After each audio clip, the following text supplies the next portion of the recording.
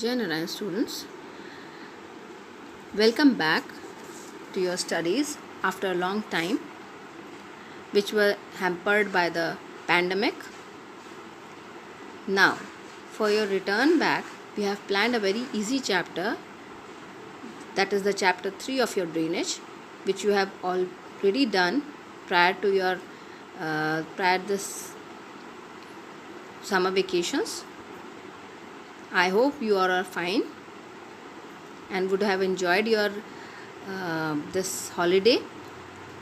But kids, it's time to join back your studies because you are in class 9th and you have to concentrate on your studies and clear all your basic doubts for a better foundation for class 10th.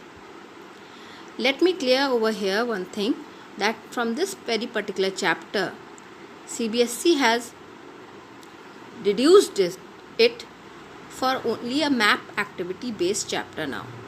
So, you have to concentrate on the map activities regarding this chapter, but for your information and for your knowledge, I am providing here certain facts which is very useful for your clearing of doubts as well as for your marking on the map activity. So let's get started. The topics are drainage basin, drainage system in India, Himalayan rivers and the peninsular rivers.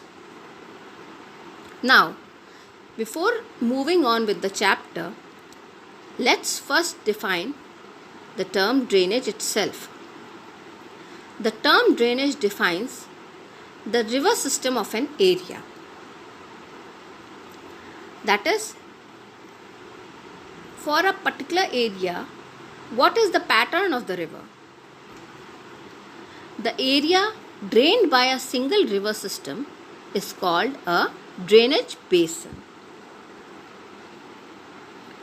Drainage system in India are mainly controlled by broad relief features of the subcontinent. Over here, students, I would like to mention that by the help of geography as a subject, we not only come to know about the relief topography of a particular region, but also we come to know about the various physical features available there. What are the factors which affect the people living of that particular area? Why do they have a particular type of clothing pattern? Why do they have a particular type of cuisine? Why that particular area has a particular type of constructional pattern? So, over here, accordingly, the drainage system of India are mainly controlled by the broad relief features of the subcontinent. Accordingly, the Indian rivers are divided into two major groups, the Himalayan rivers and the peninsular rivers. Over here I am providing a comparison between the Himalayan rivers and the peninsular rivers because it is very useful for your information, as well as it will help you to guide and also guide you in marking your map. Himalayan rivers are these rivers which originate from the glaciers.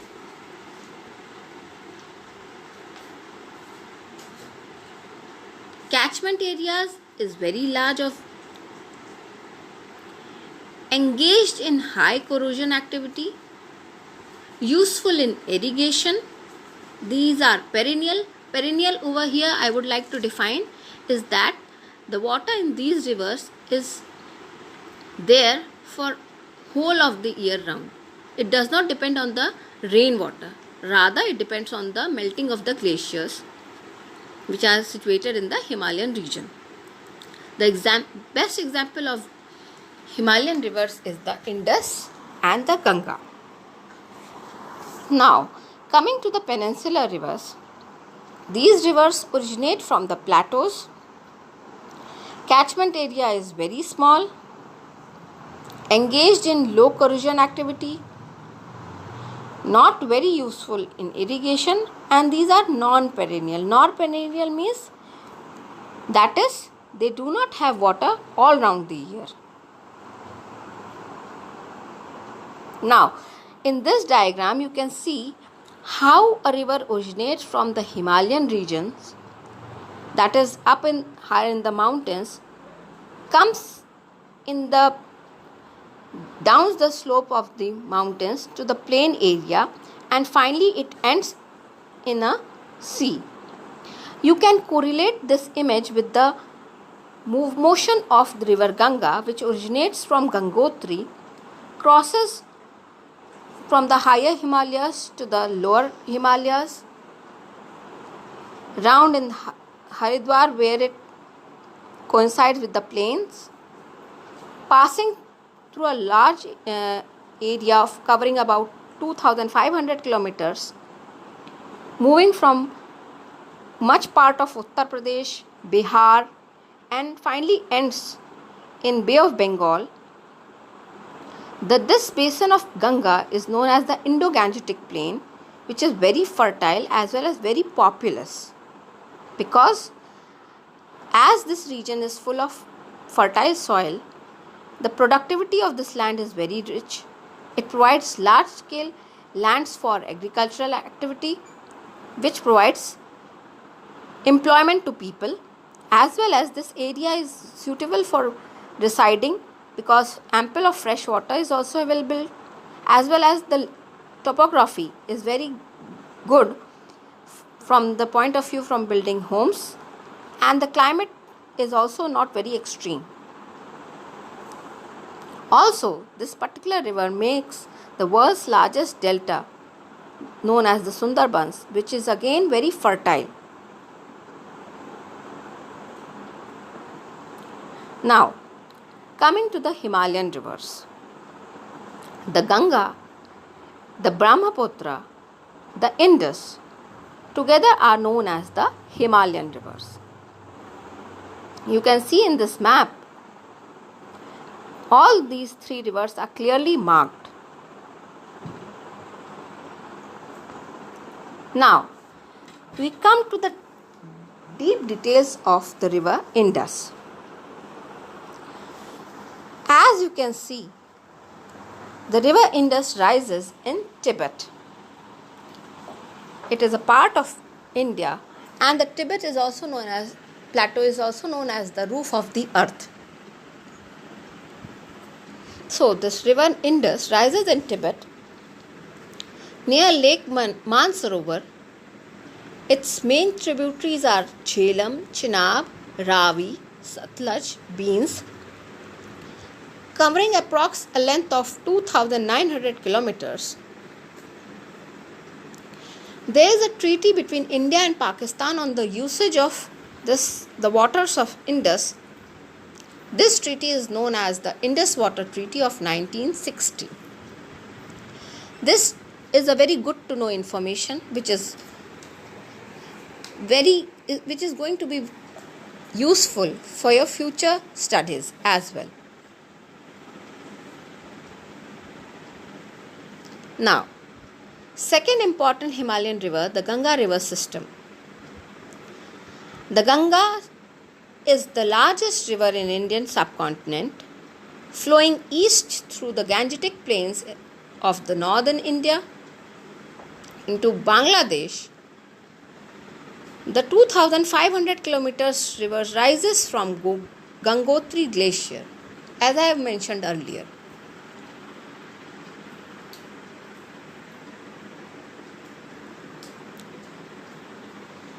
The confluence of Indus and Zanskar river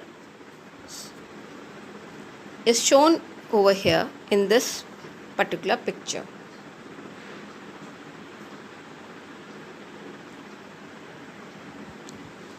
Now, over here, I have provided you with the Ganga river maps, in which Ganga is shown along with its major tributaries and the Also, the Indo-Gangetic Plain is being marked over here clearly.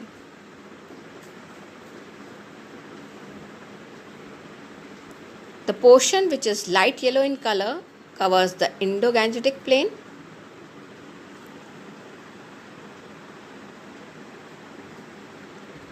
You can see Ganga, Gomti, Son, Ken, Betwa, Yamuna, Chambal, all these rivers, all are very important and have to be marked, because question can come this year as well as in the next year in the board examinations. Mark the Indo-Gangetic Plain, or trace the route of river Ganga. Mark the two tributaries of river Ganga. These are the few specific questions which can be asked by the board for you to mark on the map.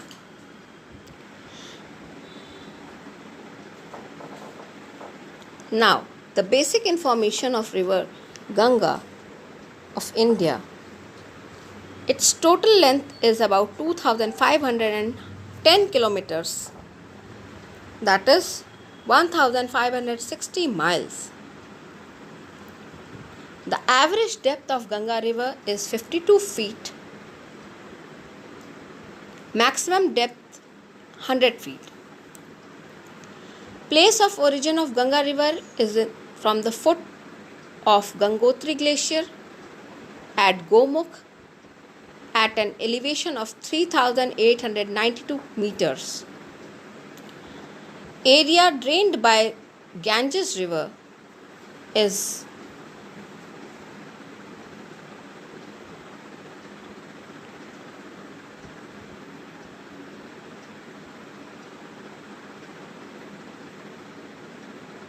major tributaries of Ganges are Yamuna, Son, Kosi, Gandhak, Gomti, Ghaghra, Bhagirathi, etc.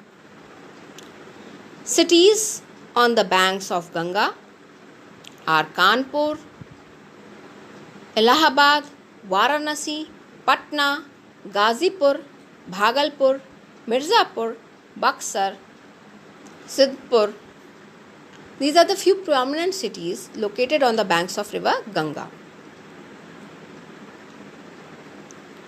Main features of the river Ganga system are: length of the river is 2,500 kilometers.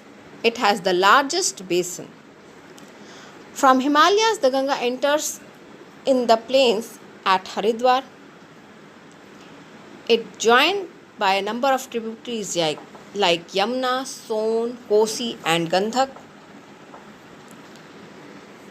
Ganga enters Bangladesh as Padma river, because Ganga is known as Padma in Bangladesh. The river is called Meghna, where Brahmaputra joins it. It creates the largest delta, Sundarban, with the help of Brahmaputra river, which is another important river of the Himalayan rivers. The river Brahmaputra.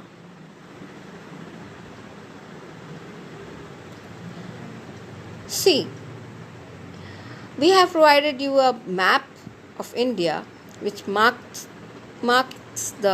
all the important rivers of India. See the route of Brahmaputra clearly mentioned over here. How it originates and where it ends.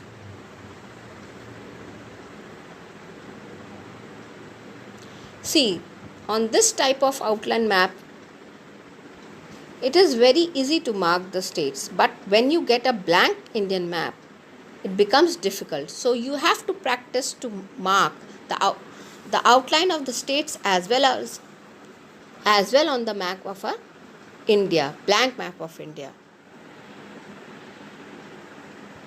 Now,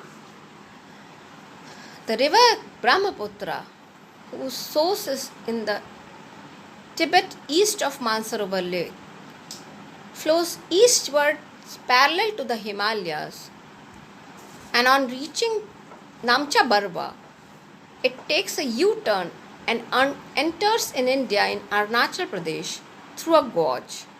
We have taught you what the gorges are in your previous chapters and in junior classes also. Its main tributaries are Digbang and Lohit. It forms a ravine island.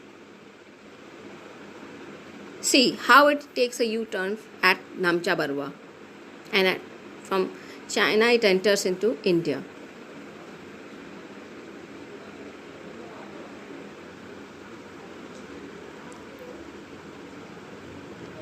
This particular map gives you a very zoomed in view of river Ganga system and the Brahmaputra river system.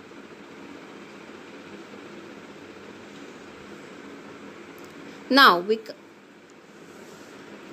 in our next video, we'll talk about the peninsular rivers of India. So,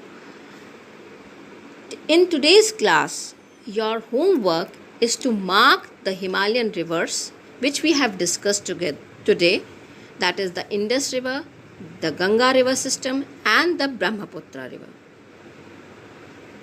And do read about the peninsular river and also see the map of India showing the peninsular rivers, for which I have provided a short clue which is available in this particular map.